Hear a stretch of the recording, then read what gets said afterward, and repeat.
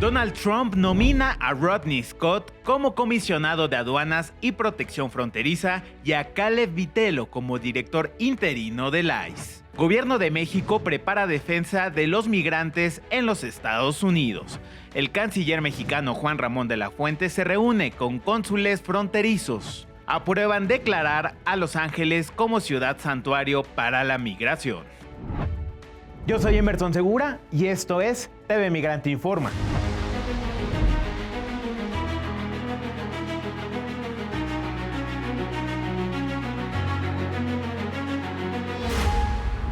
En los últimos días hemos visto cómo la relación entre el actual gobierno de México y el presidente electo Donald Trump acaparó la atención mediática, pero también Canadá se sumó a la discusión pública. Canadá forma parte del Tratado de Libre Comercio de América del Norte y es un país que se alimenta y enriquece en buena medida por los migrantes mexicanos. La relación entre México y Canadá es significativa no solo por los acuerdos comerciales que comparten, como ya decíamos, bajo el TEMEC, sino también por la profunda interconexión en términos de movilidad laboral. La mano de obra mexicana en Canadá es un pilar crucial en sectores como la agricultura, la construcción, los servicios y el cuidado, lo que resalta la relevancia de los migrantes mexicanos en la economía canadiense. Un ejemplo de esto es el programa de trabajadores agrícolas temporales creado en 1974, a través del cual miles de mexicanos han migrado temporalmente a Canadá para llenar vacantes en sectores críticos, especialmente en la industria agrícola. En 2024, más de 27,000 trabajadores mexicanos contribuyen al sector agrícola en Canadá, representando el 55% de la fuerza laboral extranjera en este rubro. Pero diversos sectores del gobierno canadiense no coinciden con esto, por el contrario, han hecho suyo el discurso racista de Trump y han restringido el número de permisos de trabajo bajo esta lógica. Y para hablar sobre esto me da mucho gusto enlazarme con Raúl Gatica, activista y trabajador migrante en Canadá. Bienvenido, Raúl. Hola Emerson, pues es un gran gusto saber que hay TV Migrante, porque nosotros los migrantes luego parece ser que solo nos miran en función de las remesas, ¿no? Y como solo nos miran en función de las remesas, solo miran a Estados Unidos porque es el que manda más remesas. Y entonces los trabajadores migrantes en Canadá somos invisibles.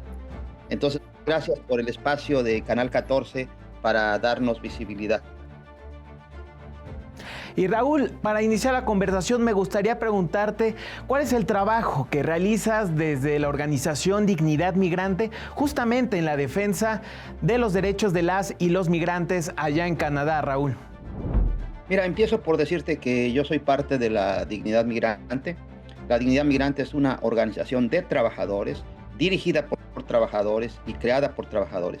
Es una organización única en su tipo en todo Canadá. Somos la única organización de trabajadores que se ha construido en este país. Somos no solo trabajadores del campo, hay compañeros de la pintura, de la construcción, de la limpieza, de la comida rápida, de cuidado de niños, hasta compañeros del hipódromo tenemos. O sea, tenemos trabajadores de todos lados y un buen número de indocumentados también. Entonces, la Dignidad Migrante surge en los campos de Okanagan en 2006, donde no sabíamos nada, ni hablábamos inglés, ni nada más entendíamos que nos estaba yendo de la patada, que trabajar 16 horas al día por nada y vivir en casas llenas de chinches, en pocilgas, y que además pagábamos la renta, pues no estaba bien, y que había un baño para 20 personas, para 30, y nomás no nos salían las cuentas. Entonces nos dimos cuenta que no había también ninguna organización, ni del gobierno nuestro, de nuestro país, ni del gobierno canadiense, ni de ninguna otra organización que se preocupara por los trabajadores. Entonces un grupo de compañeros, de 6 compañeros, decidimos empezar a platicar y con miedo, con temores, con inseguridades, empezamos a pensar en la defensa de nosotros. Y empezamos por aprender, ¿no? Muchos nos metimos a estudiar inglés, a aprender las leyes, a ser voluntarios en otros lugares para saber cómo era la defensa y aprender del sistema. Entonces, si nosotros surgimos en el 2006 como organización, estamos en el 2024, o sea, llevamos ya más de 18 años en la lucha y dándole duro, ¿no? Somos, de hecho, la organización más antigua de trabajadores migrantes en en esta área, digamos, ¿no? Y hemos tenido un impacto muy importante con nuestra lucha como trabajadores. Hemos roto muchísimos mitos. El primer mito que rompimos es de que los trabajadores éramos solamente los burritos buenos para trabajar, ¿no? The good donkeys to work. No es cierto. Ese fue un mito que rompimos. Otro mito que rompimos fue que no solo los abogados son los que pueden defender a los trabajadores. De hecho, nosotros vencemos todos los días a los abogados, los derrotamos todos los días en las cortes, ¿no? Y cuando ellos quieren conocer a los abogados que los derrotaron, porque no estoy hablando de bufetes o de abogados solitos, estamos hablando de bufetes muy importantes, de los bufetes más importantes incluso de este país, y los hemos derrotado en casos muy grandes de abuso laboral, de tráfico laboral, de abuso sexual y demás de los trabajadores y las trabajadoras. Entonces, cuando ven que somos trabajadores, como que no dan crédito, que los trabajadores por sí mismos se hayan organizado y sean capaces de vencerlos. Entonces rompimos el mito de que solo los abogados defendían a los trabajadores. Y nosotros hemos ofrecido hasta hoy, ofrecemos 37 diferentes servicios a un promedio de entre 20 y 25 mil trabajadores migrantes cada año, cada temporada. O sea, una cantidad que no hace nadie. Tenemos una infinidad de proyectos como Échate un Taco, que es una comida semanal entre los trabajadores que vienen, se informan, se divierten un poco y aprenden cosas. Tenemos eventos como Ride for Rides, que es una bicicleteada en el cual los trabajadores se visten de tomates, de cebolla, de zanahoria y van montando sus bicicletas y vamos exigiendo nuestros derechos por los trabajadores, ¿no? El salario mínimo, mejores viviendas, y toda la gente nos ve porque nos ve al tomate montado en una bicicleta, pues llama la atención. Y atrae mucho la atención de los medios también eso. Tenemos el otro proyecto que también es el de arte, ¿no? Invisibles y desechables, que consiste en exposiciones fotográficas e instalaciones artísticas, porque tenemos una serie de compañeros que aunque están aquí de trabajadores migrantes, han sido fotógrafos, son artistas y tenemos muchas virtudes. Entonces esto lo aprovechamos para ligarlo a la lucha. Pero además de eso, nosotros también tenemos actividades de lobby para hacer conciencia entre los canadienses, y entre ellos tenemos, por ejemplo, la lección de guacamole, una lección de cocina para la justicia, en donde les enseñamos a hacer guacamole y les informamos también de la lucha de los trabajadores. Y no solo eso, tenemos un programa de radio que sale todos los lunes de 9 de la mañana a 10:30 de la mañana en la Cooperativa Radio, que es una de las estaciones más escuchadas en esta área. Y ahí tenemos 16 años con ese programa, hablando de la lucha de los trabajadores. Y no solo de eso, ¿verdad? Pero con esta orientación. Pero no solo eso, también tenemos oficinas móviles que van a los lugares de donde están los trabajadores, a donde no va nadie. Entramos a las granjas más apartadas, a los lugares más lejanos. Ahí vamos con nuestros servicios para ayudar a los compañeros a hacer sus trámites de impuestos, de seguro de desempleo, de pensión, de paternidad, de atención médica. Tenemos un proyecto de salud que se llama las Ferias de la Salud. Sano llegaste, sano tienes que regresar. Y ese es muy atendido por miles de trabajadores. Lo hacemos en toda la provincia. Es decir, y te puedo describir la cantidad más de cosas que hacemos. Si se da una visita a nuestro Facebook, a nuestro Instagram, ustedes podrán ver la cantidad de cosas que hacemos, pero de veras, la cantidad de cosas que hacemos, y lo más interesante, con casi nada de dinero, porque el gobierno, como somos muy críticos, como nosotros no le andamos rascando la espalda a nadie, pues no nos dan fondos, y lo quieren es callarnos.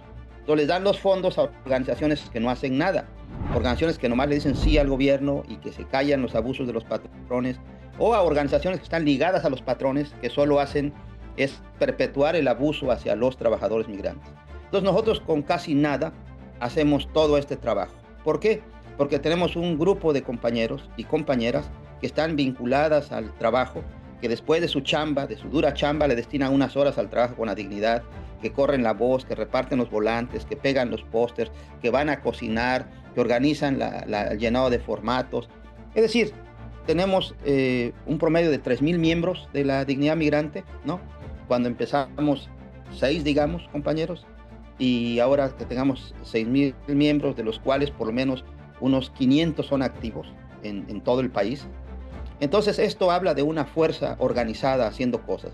Entonces el gran mérito que tenemos en la defensa de los trabajadores migrantes es que tenemos una herramienta que se llama la dignidad migrante. Así es como hacemos la lucha, es decir, enfrentamos la defensa de los trabajadores de manera integral. Hacemos representación en las cortes, hacemos atención salud, hacemos recreación para la atención mental, salud mental que tiene que ver con eso, hacemos los servicios para recuperar fondos, defendemos a los trabajadores de abuso, de tráfico humano, de sexual harassment y demás. Es decir, así le entramos en paquete. Y trabajamos para comer, pues, ¿no? Porque nadie nos paga. Además, en este país es muy caro todo, ¿no? Raúl, y justamente ¿a qué desafíos y obstáculos o bien qué intereses has tocado al momento de defender a los migrantes allá en Canadá? Entonces, es importante desmitificar esto. No es cierto que Canadá es el welcome o la bienvenida para todos. Aquí hay un nivel de racismo, de discriminación muy marcado, muy fuerte, muy terrible. Entonces, esto es importante. Segundo, ¿a qué poderes nos enfrentamos? A los mismos que nos enfrentamos en México, a las grandes transnacionales, a las grandes corporaciones agrícolas. El lobby del sector agrícola aquí en Canadá es muy fuerte, es de los más poderosos. Y entonces tenemos aquí a las transnacionales también, a las grandes asociaciones de empresas agrícolas, por ejemplo. Ellos se oponen a que los trabajadores se sindicalicen, pero ellos sí tienen su sindicato de granjeros, ¿no? Entonces, ese es uno de los poderes. El otro poder al que nos enfrentamos son los poderes gubernamentales. Es muy vergonzoso que haya gobiernos que en lugar de defender a sus ciudadanos, los pongan en listas negras, los ataquen, los amenacen, ¿no? Nosotros calmamos al gobierno de Calderón y de Peña Nieto porque los mandamos a la corte. Mandamos a la corte al consulado mexicano y salió culpable. Y a partir de entonces le bajaron un poquito a la, a la violencia en contra de los propios mexicanos. Decimos, si no los van a defender, pues por lo menos no los amuelen más, ¿no? Claro. Si no van a ayudarnos, por lo menos no nos estorben. Pero entonces tuvimos que mandarlos a la corte y les hicimos durante un año protestas cada mes en el consulado. Solamente así logramos que bajara un poco la represión. Entonces, contra los poderes gubernamentales. Entonces, peleamos contra las transnacionales, peleamos contra los granjeros, peleamos contra los poderes de los países y peleamos contra la derecha aquí en Canadá. La derecha muy gacha. Y esa es otra cosa que México no está viendo. Están viendo a la derecha de Trump de Estados Unidos. Pero el próximo gobierno, porque va a perder Trudeau, es de derecha. Y el tipo que va a llegar de derecha es como Trump. Y va a ir con cosas duras. Bueno, ahí están las declaraciones del gobernador de Ontario y la gobernadora de Alberta, ¿no? El señor Ford, Doug Ford, que es totalmente racista, que totalmente xenófobo, sintiéndose insultado porque lo comparan con un mexicano. Híjole, de plano, ¿no? O sea, da coraje, pues, ¿no? Entonces ya quisiera el señor tener la cultura que tienen los mexicanos y la riqueza que tenemos, ¿no? Canadá es un país muy joven, no tiene más de 150 años. Entonces, los antiguos son los pueblos indígenas que están aquí muy marginados y explotados y abusados también. Entonces, contra eso luchamos, Emerson, contra el racismo, contra la discriminación, contra la xenofobia, contra el abuso, contra el tráfico laboral y el tráfico humano y contra los poderes. Raúl, ¿y qué impresión tienes sobre la derechización, hay que decirlo así, del gobierno canadiense que tiene pues posturas muy similares a las de Donald Trump o bien de líderes abiertamente racistas y xenófobos, Raúl? El gobierno canadiense nunca ha sido de izquierda, ¿eh? O sea, jamás ha habido de izquierda. Ha habido matices en algunas ocasiones de cierto progresismo en ciertos temas, pero nunca han sido progresistas, han sido medianamente liberales en algunas etapas, pequeñamente progresistas en algunos temas, pero nunca ha sido un gobierno progresista. Al contrario, ha sido un gobierno que promueve la invasión, o sea, promovieron la invasión a Irak, participaron en la invasión a Afganistán. O sea, tienen una política gacha, tienen una política de protección muy fuerte hacia las mineras que se tienen la cuarta parte de nuestro territorio, me parece, en México. Y alcahuetean a las mineras y las defienden. Es decir, este país nunca ha sido un país buena onda. Ha sido un país que tiene el confort y tiene el bienestar el bienestar que tiene, porque es lo que le roba a otros países y a otros trabajadores. Solo por darte un dato, el gobierno canadiense reconoce que gracias al trabajo de los migrantes se salvó Canadá de entrar a una recesión económica. Es decir, éramos héroes. Y también las Naciones Unidas reconoce y señala que en Canadá hay un esclavismo moderno con los programas de trabajadores migrantes. O sea, no lo digo yo, pero incluso el propio gobierno canadiense, el General Auditor, hizo un reporte en el cual señala que Canadá ha fallado en su responsabilidad de proteger a los trabajadores migrantes. Es decir, no hay por dónde aplaudirles, de veras. No hay por dónde decirles qué buena onda, qué gran oportunidad. Muchas gracias, Raúl, por estar aquí en TV Migrante Informa. Gracias a TV Migrantes y esperamos seguir platicando. Nos hace falta hablar de los sectores que están aquí, de los números, de cuántos están, cuántos no están, cuántos son visibles, cuántos no son visibles, los porcentajes de cuáles son los mayores problemas que tenemos. Hay una cantidad de cosas que hay que hablar y que con mucho gusto lo compartimos. El pasado 5 de diciembre, la presidenta Claudia Sheinbaum reiteró que su gobierno está preparado para defender a las y los mexicanos en los Estados Unidos y desde luego los consulados fungirán un papel clave. Vamos a ver. La Secretaría de Gobernación va a convocar obviamente a la gobernadora de Baja California, de Sonora, de Chihuahua, de Coahuila, Nuevo León y Tamaulipas para poder tener esta reunión en donde nos pongamos de acuerdo cómo recibir a nuestros paisanos y paisanas en caso de que haya una deportación masiva. Además, bajo la instrucción de la presidenta Claudia Sheinbaum, el canciller Juan Ramón de la Fuente inició una serie de reuniones con diversos cónsules de México en los Estados Unidos, donde reiteró el compromiso de defender sus derechos de todos los mexicanos que viven en el exterior. Vamos a ver. Sobre todo para transmitirle un mensaje muy claro a toda la comunidad de connacionales mexicanas y mexicanos en Estados Unidos. No están solos, nuestra red de servicios consulares está fortaleciéndose y está preparada para apoyarlos, para protegerlos ante cualquier eventualidad. Ya veíamos que el gobierno de México ha señalado que reforzará la defensa de los mexicanos incrementando el número de abogados disponibles en los consulados. Pero hay que mencionar que hoy por hoy funciona el programa de asistencia jurídica a personas mexicanas a través de asesorías legales externas en los Estados Unidos de América.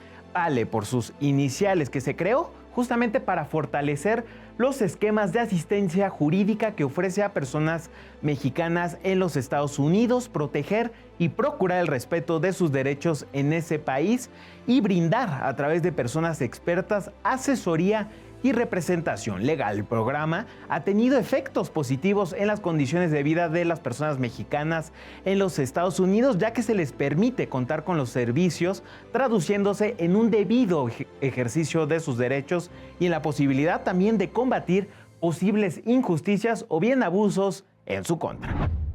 La ex canciller alemana Angela Merkel presentó sus memorias Freedom Memories 1954-2021 en los Estados Unidos en un evento en Washington con el expresidente de los Estados Unidos, Barack Obama. Durante una sesión de preguntas y respuestas, Obama invitó a Merkel a hacer una reflexión sobre liderazgo durante momentos cruciales como la crisis de refugiados sirios y la crisis de la deuda europea de 2008. Operated very courageously and in admitting large numbers of particularly Syrian migrants in the wake of the Syrian war into Germany. There was a political cost to it. It was not always popular, even within your own party, but you felt as if this was the right thing to do. I thought at the time we cannot simply give Sunday speeches saying how much we respect human rights, how much we respect human dignity, and then all these people come who seek sanctuary and we tell them, no, for you we don't have room. El Aeropuerto Internacional Felipe Ángeles ha sido reconocido en este 2024 como uno de los 6 aeropuertos más bellos del mundo por el prestigioso premio Prix Versailles, un premio internacional que celebra la excelencia en arquitectura y diseño. Este reconocimiento destaca a la IFA junto a terminales de alto perfil en Abu Dhabi, Singapur, Bangkok, Boston y Kansas City, enfatizando su diseño arquitectónico, innovación y sostenibilidad. El Prix Versailles, otorgado anualmente desde 2015 bajo los auspicios de la UNESCO, evalúa proyectos no solo por su belleza, sino también por su impacto ecológico, funcionalidad y contribución al desarrollo urbano y social. La nota es de mi compañero Miguel Martínez. En la sede de la UNESCO en París se llevó a cabo la entrega de los premios Versalles. Este reconocimiento va dirigido a todo un conjunto de diseños arquitectónicos contemporáneos en todo el mundo y se desarrolla cada año desde el año 2015. México, en la categoría de los aeropuertos más bellos del mundo, ganó junto con otros 6 proyectos internacionales. Se trata del Aeropuerto Internacional Felipe Ángeles. El premio fue recibido por el general Gustavo Vallejo. Toda esta infraestructura fue observada por el comité organizador, que de manera objetiva e imparcial ha entregado un premio destacándolo entre los 6 aeropuertos más bellos de toda la comunidad de aeropuertos internacionales del mundo, lo cual pues es un éxito para todos los mexicanos, del gobierno de la República, de los trabajadores y de la gente que ha creído en este gran proyecto.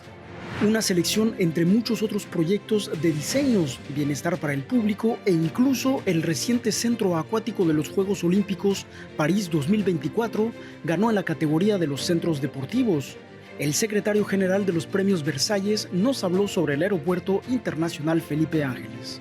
Déjà, c'est quand même une réalisation très importante puisque ça reste un aéroport de classe mondiale, donc c'est une œuvre assez rare. L'aéroport a été identifié et qu'il a été retenu par le comité de sélection qui reste très exigeant et qui écarte presque toutes les réalisations nouvelles, sauf une poignée qui est conservée dans la sélection. En la ceremonia estuvo presente la embajadora de México en Francia, Blanca Jiménez Cisneros, y para quienes recibieron el premio es una gran satisfacción ser galardonados. Es una satisfacción personal haber comandado un gran equipo de ingenieros, arquitectos y trabajadores mexicanos que durante 886 días dieron todo por México para tener este complejo aeroportuario funcionando, y sobre todo al gobierno de la República por haber emprendido esta gran misión. Uno a uno, los 70 ganadores fueron recibiendo este prestigioso premio en sus diversas categorías, en donde la novedad para este año fueron los diseños de los museos, pero también un segundo premio para México, un hotel en Playa del Carmen.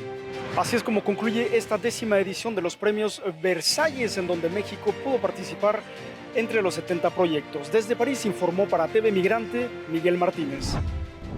La película Aztec, codirigida por el cineasta mexicano Ulises Guzmán, es una antología de ciencia ficción que combina elementos de horror y fantasía. La producción, que requirió 4 años de desarrollo, cuenta con una participación de destacados especialistas en efectos visuales como Jaime Jasso, quien trabajó en películas de renombre como Avatar y Star Wars. La película fue concebida como una propuesta ambiciosa dentro del género fantástico en Latinoamérica, donde este tipo de cine ha tenido una representación limitada.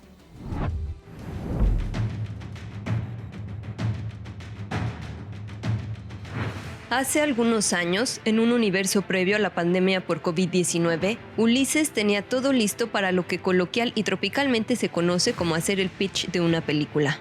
Una que contenía los ingredientes específicos de lo inclasificable, Aztec.